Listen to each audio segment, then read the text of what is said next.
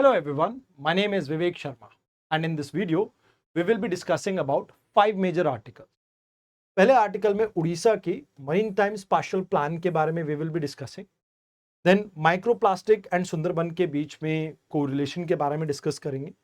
Battle of Panipat जो first battle हुई थी उसको 500 साल कंप्लीट हुए. We will be discussing about that also.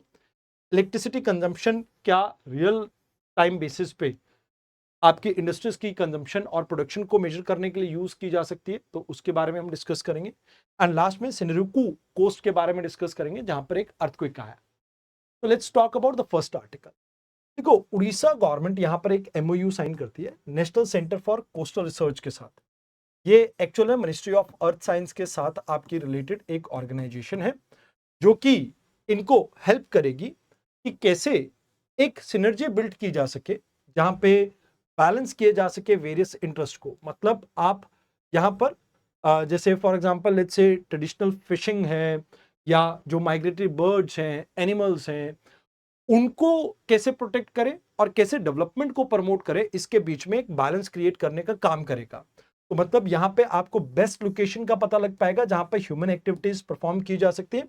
And इससे मरीन टाइम इन्वायरमेंट जो है आपका, उसके ऊपर मरीन इन्वायरमेंट के ऊपर कोई असर नहीं पड़ेगा. मतलब इंश्योर करेगा सस्टेनेबल डेवलपमेंट को और किसी भी तरह के कॉन्फ्लिक्ट को अवॉइड करने का हम यहाँ पे काम कर सकते हैं.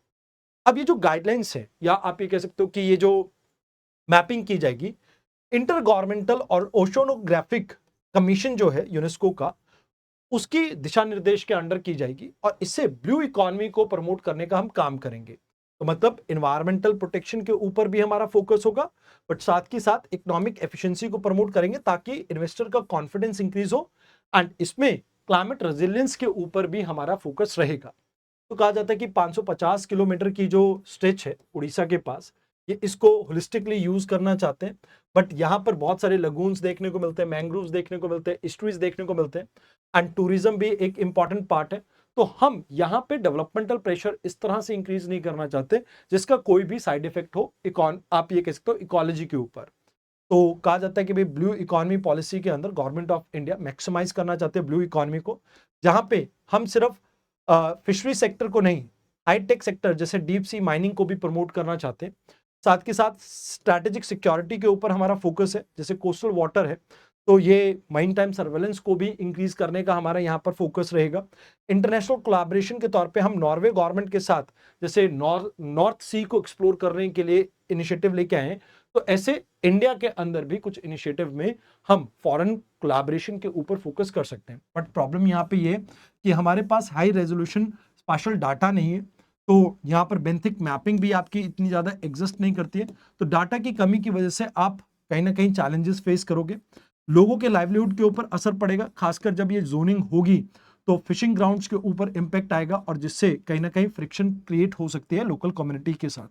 अब जो जुरिस्डिक्शन है उसमें ओवरलैपिंग देखने को मिल सकती है, जैसे कोस्टल रेगुलेशन जोन है, इसमें मिनिस्ट्री ऑफ एनवायरनमेंट की नोटिफिकेशन के अकॉर्डिंगली उनका भी से रहता है. एंड मोर ओवर इसमें आप ये कह सकते हो सेंट्रल और यूनियन गवर्नमेंट का ज्यादा इन्वॉल्वमेंट रहेगा. तो कहते हैं कि भाई इंडिया ने इसमें क्या कुछ किया है, तो कहते हैं Orissa marine biotechnology research and innovation corridor को हम प्रमोट कर रहे हैं, जहां पे साइंटिफिक टूरिज्म को बूस्ट कर रहे हैं. डीप ओशन माइनिंग या माइनिंग मिशन के अंडर हम कोशिश कर रहे हैं कि 6000 मीटर तक हम कहीं ना कहीं लाइक आप ये कह सकते हो कि ओशन की डेप्थ में जा सके. मत से 6000 अगर आपको याद हो तो हमने कुछ दिन पहले ही डिस्कस किया था, हम उसको बनाने की कोशिश कर रहे हैं. ऑल्दो कुछ डिलेज चल रहे हैं, बट इसमें ना केवल एक्सप्लोरेशन के ऊपर फोकस है रिसोर्सेज के लिए, बट बायोडाइवर्सिटी के ऊपर भी फोकस रहेगा. Ocean service modelling application resource technology, ये साइंटिफिक रिसर्च को प्रमोट करने के लिए हमने एक स्कीम लॉन्च की है.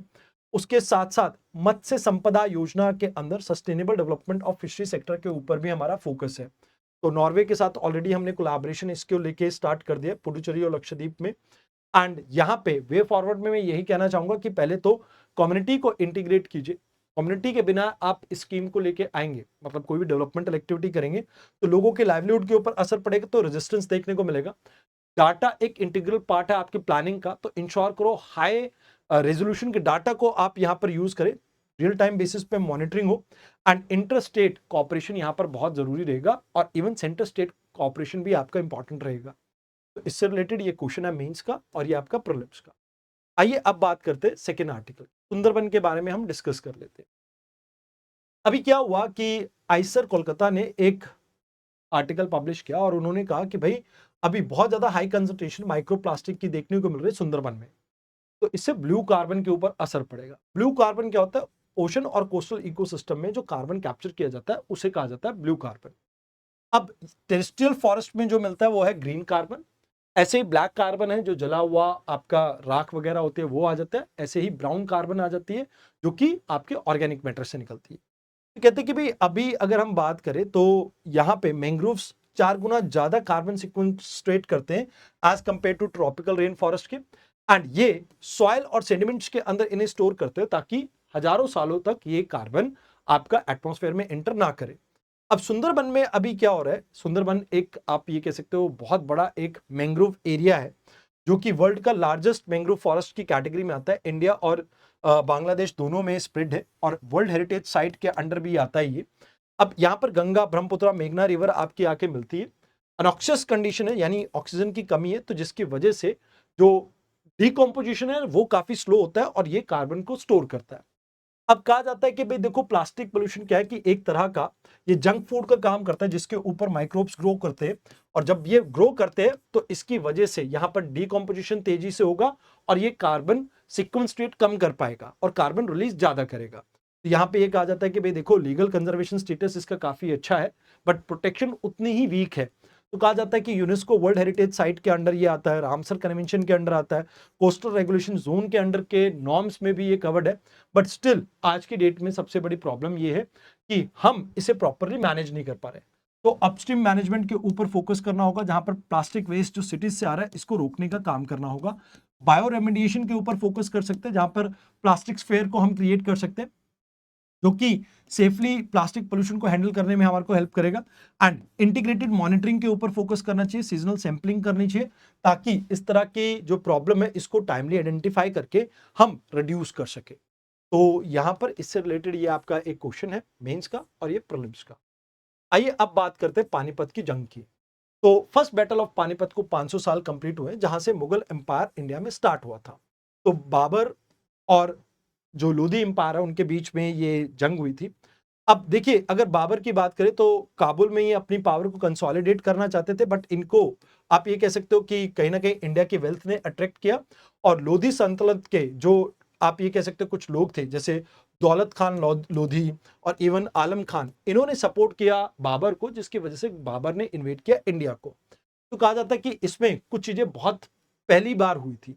जैसे एग्जाम्पल के तौर पे फील्ड में आर्टिलरीज का इस्तेमाल पहली बार हुआ था, कैनियंस एंड गन का। आर्बरा एक सिस्टम यूज किया गया था जहां पर लाइन ऑफ कार्ड्स को चेन किया गया था टुगेदर ताकि एक प्रोटेक्टिव बैरियर्स का काम कर सके अगेंस्ट द कैनियंस। उसके अलावा तुलु घाम जो है उसको आप कह सकते हो यूज किया था फास्ट सेंडिंग हॉर्समैन ताकि एनिमीज को घेरा जा सके। एंड यहाँ पे ये सल्तनत जो थी ये खत्म क्यों हुई? देखो सल्तनत लगभग 320 साल इंडिया में रही बट ये कोलैप्स करती है एक सिंगल डे में बिकॉज मुगल यहाँ पे आप ये कह सकते हो कि ज्यादा पावरफुल थे और इसके बाद 300 साल तक मुगलों ने यहाँ पर राज किया।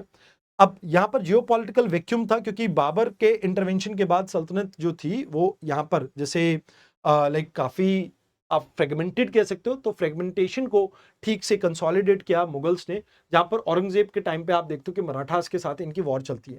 तो कहते हैं कि 3 वॉर हुई थी। तो पहली वॉर बाबर और लोधी के बीच में हुई थी, दूसरी अकबर और हेमू के बीच में हुई थी, विक्रमादित्य के बीच में, और तीसरी मराठास और अहमद शाह अब्दाली के बीच में हुई थी, जहां से मराठास का आप ये कह सकते हो कि डिफीट के बाद जो पैन इंडिया अपना एक वर्चस्व स्टैब्लिश करने का जो ड्रीम था वो खत्म हो जाता है।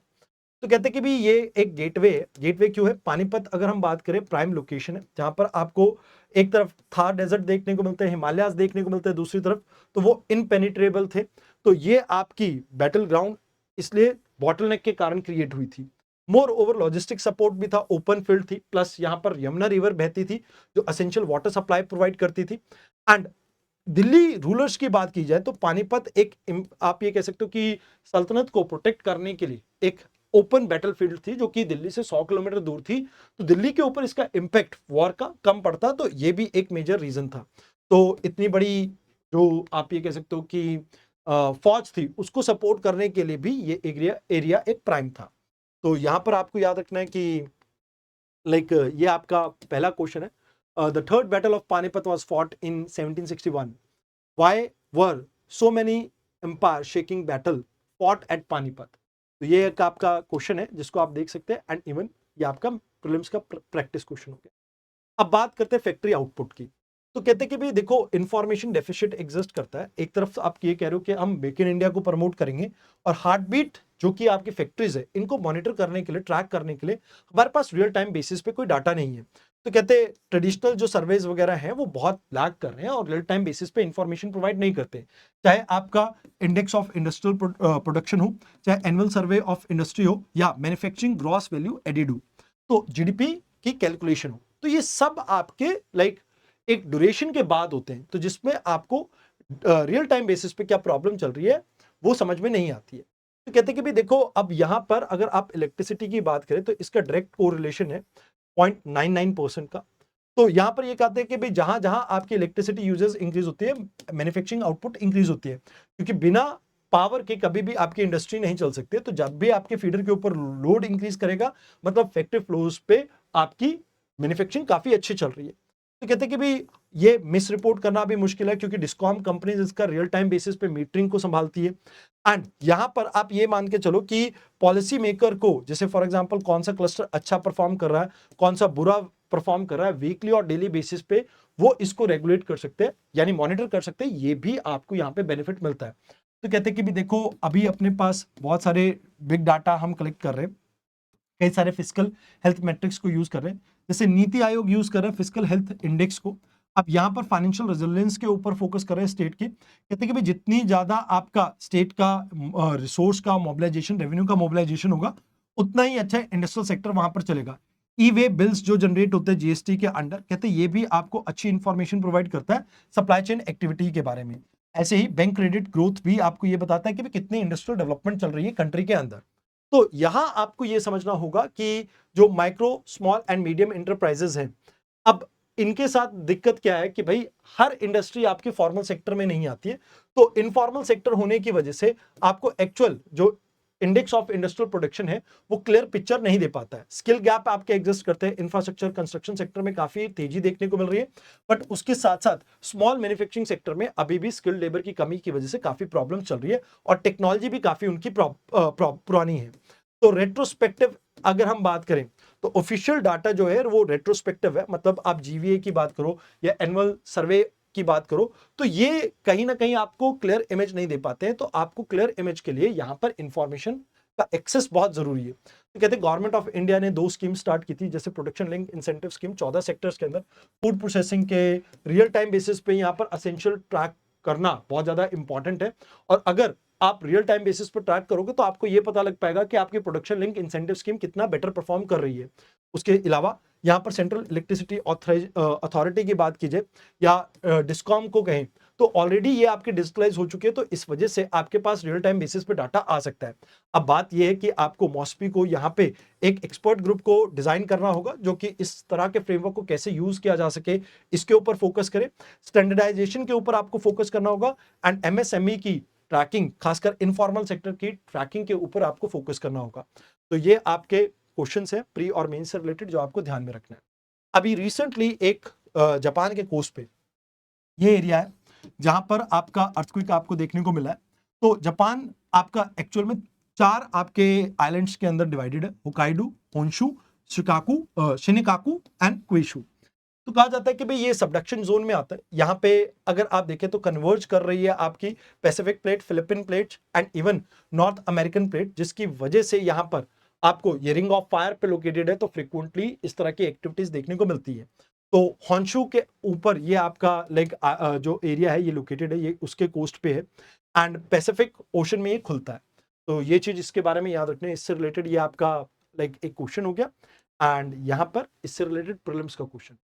आई होप आपको डिस्कशन अच्छी लगी हो। आज की डिस्कशन में इतना ही, धन्यवाद।